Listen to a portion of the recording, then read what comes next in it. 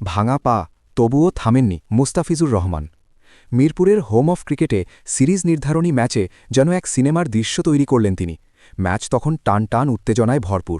জয়ের জন্য দরকার ছিল একটি মাত্র ব্রেকথ্রু, আর সেই দায়িত্ব নিজের কাঁধে তুলে নিলেন ফিজ। ৪৯তম ওভারে হঠাৎ বলের আঘাতে মাটিতে লুটিয়ে পড়েন মুস্তাফিজ। স্ট্রেচার পর্যন্ত মাঠে চলে আসে।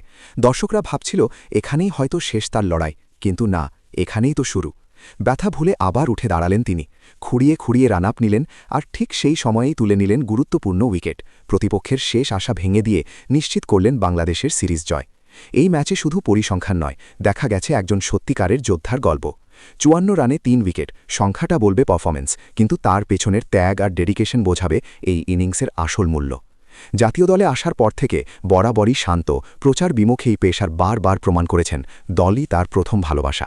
আহত শরীর নিয়েও তিনি থামেন না, কারণ তার কাছে ক্রিকেট মানে শুধু খেলা নয়, দায়িত্ব।